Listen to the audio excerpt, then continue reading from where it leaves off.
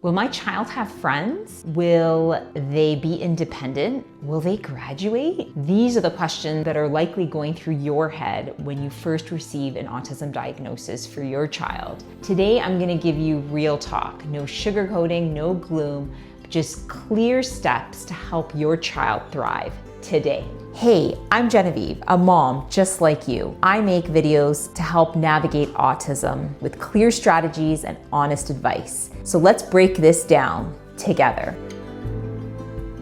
Quick refresher before we begin. Autism, or also known as autism spectrum disorder, affects the way a person communicates, learns, and how they experience the world. It's called a spectrum because no two people, or in our case, no two children, are alike. Some need a lot of support, while others need less. School and education. When our children, or when my child was diagnosed with autism, one of the biggest questions I had was, will my child go to mainstream school? And the answer actually depends. Some will with support. Some may not be able to handle the everyday sensory challenges of a mainstream school, and there will be other avenues to get an education. Today I'm going to talk about what are things you can do if your child wants to navigate the mainstream school system. The first thing is know your rights. In Canada, every child has a right to a proper education. And when your child has sensory challenges or needs extra time, that is when you develop an individual education plan called an IEP. You would work alongside the school to help determine if an aid would be able to help your child in the classroom, when your child needs a sensory break, if they need extra time, and so on and so forth. The second thing is remove the labels. We all have this idea that our children are supposed to learn in a specific pattern, but as you will quickly find out, every child is so individual and will learn in a different way at a different pace. So what works for your child? Understand that as a parent so you can help advocate for them. Do they learn in smaller classrooms?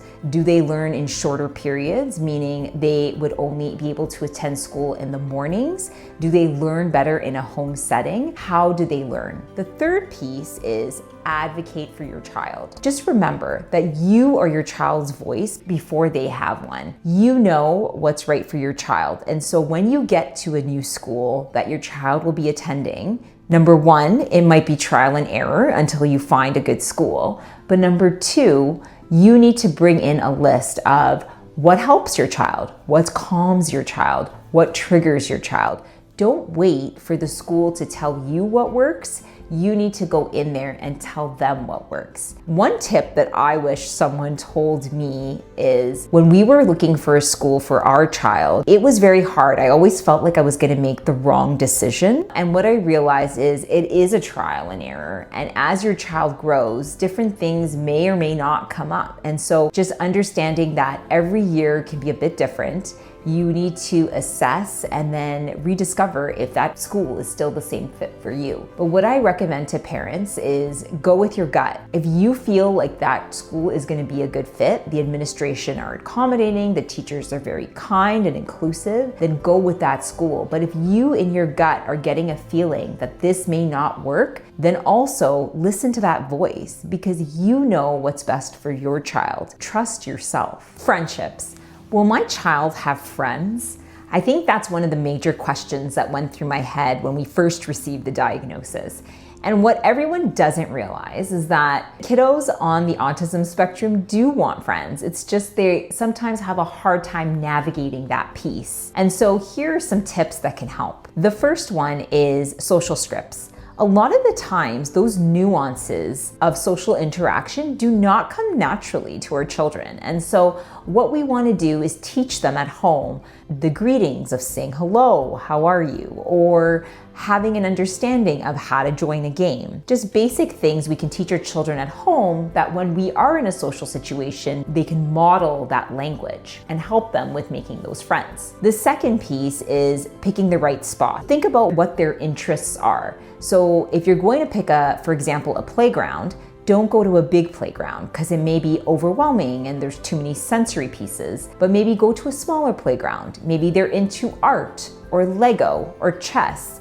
things that create interest that they could play with other people and help build friendships around those interests. Tip number 3, one good friend is better than 10 so-so friends. And what I mean by that is if your child can have one friendship where that kiddo understands them for who they are, understands their quirks, and is willing to be patient with them when nobody else will, that will supersede so many other friends. If you see this happening and your child is creating this friendship, you can connect with the parent and have an awkward play date so that your child can bond with that child outside of the regular school system. Will my child be independent? This is a question that kind of raced around my head and still does to this day. And the real answer is some will be fully independent, some will be independent with support, and others won't be independent. And that is the real answer. But what can you do today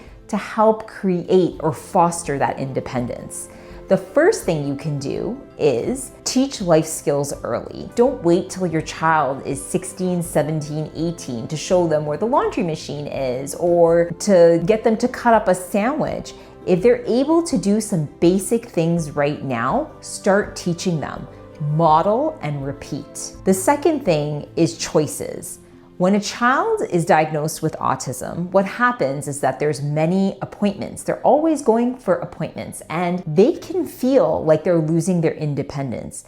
Try to create buckets or moments of independence for your child where they have choices. And what I mean by that is get them to choose things. Number 3, self-advocacy. This, if anything, is going to be the most important piece, is that getting your child to advocate for themselves. Do they need a break? Is there a sensory overload? What do they need? And being able to tell others that they need a break when they need a break. Think of independence like riding a bike. When you're first learning to ride a bike, you start with training wheels.